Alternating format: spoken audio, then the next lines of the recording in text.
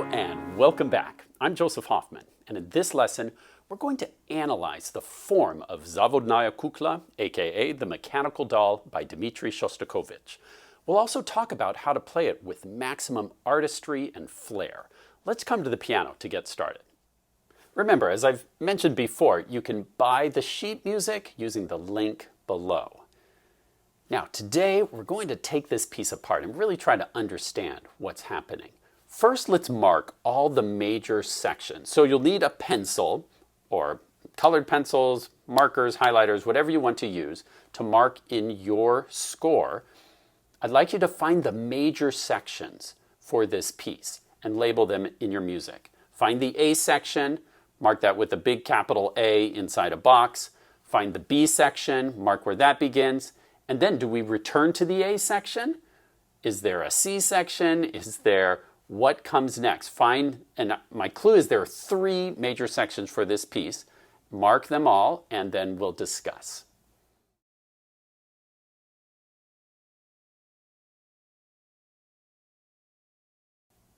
All right, we begin with the A section, always in music. So you might mark that over measure 1, capital A in a box. And then the B section begins in measure 17. So mark that with a big capital B inside a box if you haven't already. How do we know that's the start of the B section? Well, a section ends when we feel a strong cadence. And in measure 15, see how that almost feels like it could be an ending? It's not the ending of the piece, but it's the end of the A section. Composers give us little clues, notes that sound final. It kind of comes to rest, and that's called a cadence. So we have that cadence in measure 16, and then something new happens. And the composer introduces kind of a new theme, and that's a clue that we've begun a new section, when we start something new. And then the final section begins down here in measure 30. We would call this another A section because it sounds very similar. It's the same melody, although now the melody's in the left hand. So we might mark it A prime because it's not an exact repetition of our first A. There's some variation. The left hand has the melody now, and then as we get towards the end of this section, we have some new material that we didn't have before. And so that's why we would mark this A prime. It's the A section again, but varied. So the overall form is A, B, A prime, which we could call ternary form. Remember, ternary form is a 3-part form that goes A, B, A. Now let's hunt for the various tonal centers that Shostakovich goes through. We've talked about how Shostakovich likes to change tonal centers in his pieces.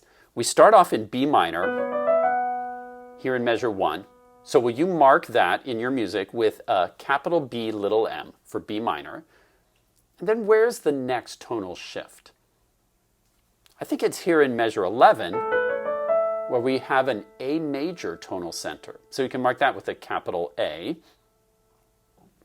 Now, on your own, can you go through and mark all the other tonal shifts in your score? And then press play and we'll check them out together.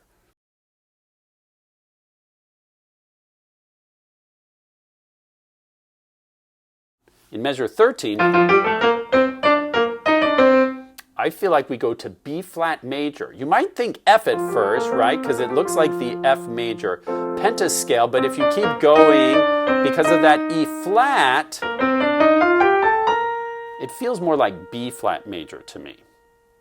And then, I think we go back to B minor, just for 2 measures, and then suddenly, we're in G major now. G major, but then maybe G minor, so G major / G minor maybe.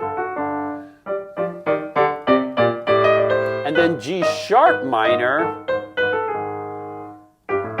Then back to G major / G minor, because we've got sometimes B natural, sometimes B flat. So he can't even decide, are we in G major or G minor? It's part of the fun. And then we're back to B minor again. Then we stay in B minor all the way to measure 40, where we have this shift to C minor. And then here I feel like we're in some kind of weird F key. Even though F normally has a B flat, Shostakovich is using B natural to make it sound like some bizarre F key, like maybe F Lydian, which actually doesn't have that B flat. Has a wild sound to it, huh? And then back to B minor at the very end. When I'm learning a piece, I love to keep in mind those tonal shifts because it helps me memorize the piece and know where I am. Now let's shift to talking about artistry. What's the style of the mechanical doll? Well, my best clue is always starting with the tempo indication, allegretto. So it needs to feel fast, but not too fast.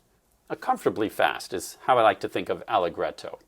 With all the staccatos that I see, I also feel like Shostakovich wanted a crisp sound, a really clean, mechanical sound. And so I would recommend not using any damper pedal. I think that will take away from the crisp, clean sound that I think this piece needs.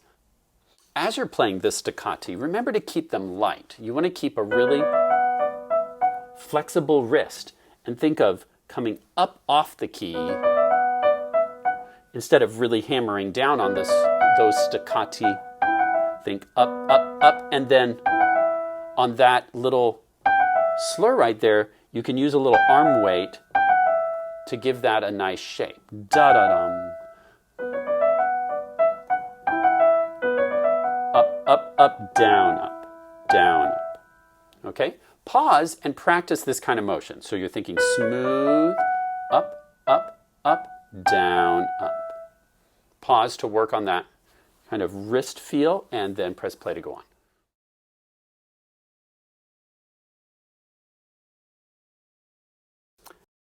Now in measure 13, make sure you keep a really flexible wrist. Otherwise, it gets really heavy.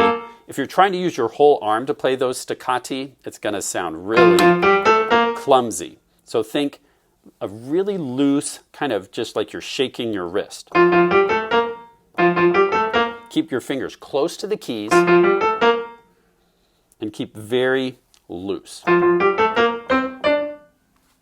Pause and work on measures 13 and 14, trying to keep your wrist really floppy. Your fingers are staying in a nice shape, really close to the keys.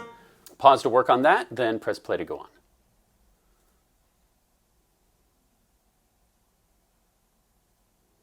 Now, let's talk about dynamics. Shostakovich didn't put a lot into this piece. He marks the main sections, like this whole first section is marked piano. But that doesn't mean you can't put in a little shape inside each phrase.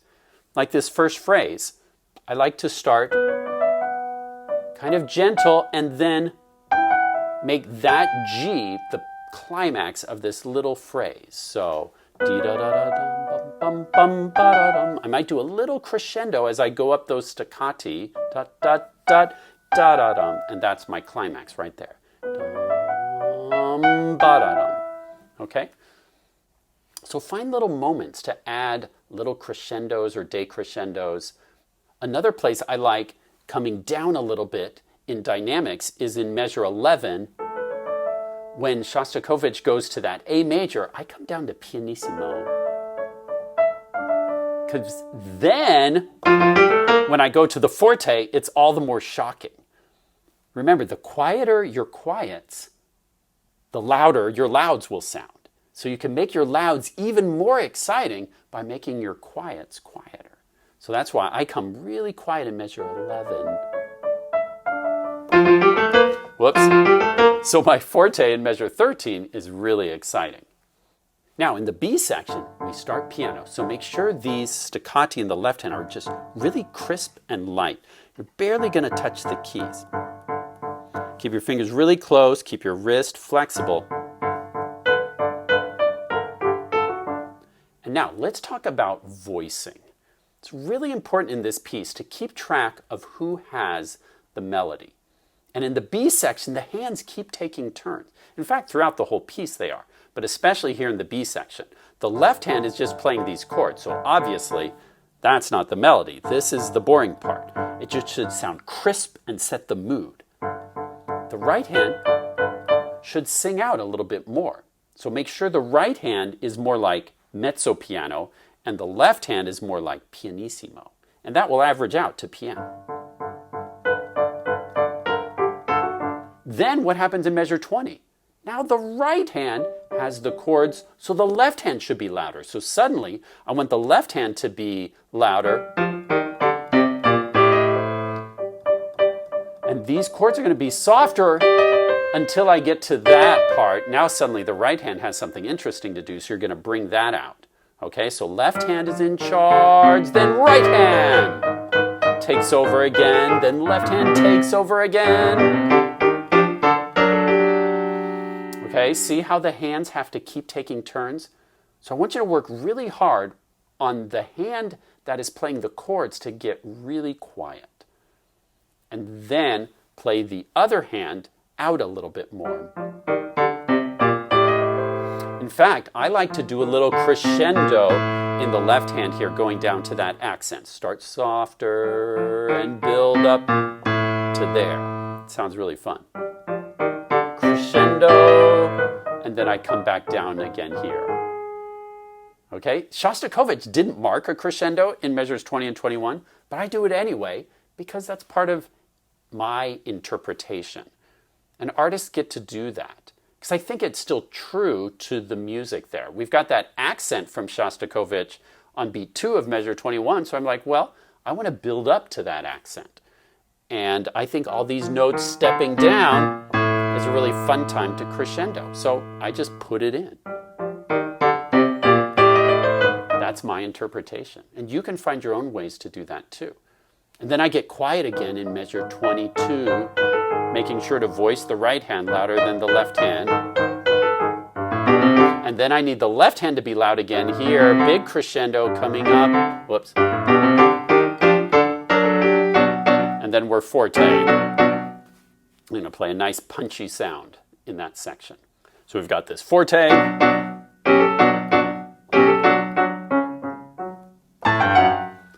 Then notice the sudden changes. We decrescendo down to that piano, then the sudden forte, piano, forte, and then suddenly piano again. And now the left hand has the melody. So make sure the right hand is super soft here. Pianissimo in the right hand, mezzo piano in the left hand is what I like.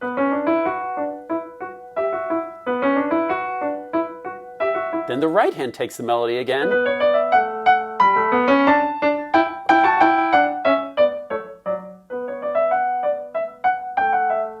Crescendo. And at the end, I like to feel like it's almost getting out of control. I speed up just the tiniest bit as I'm doing this section. And in fact, even though it's marked forte here in measure 42, I like to save it a little bit. So maybe I'll think more mezzo forte, then fortissimo. Because if I start at my loudest, then I have nowhere to grow. And remember, whenever you repeat something in music, you want to find a way to vary it so it doesn't get boring. And we do this, then we do it again, then we do it again. It's going to sound boring if you have nowhere to grow. So start maybe mezzo forte, then forte. And through that whole section, I speed up just a little bit, almost imperceptibly, but just to feel like that gets really exciting at the end. I like to push the tempo. Performing music is about storytelling.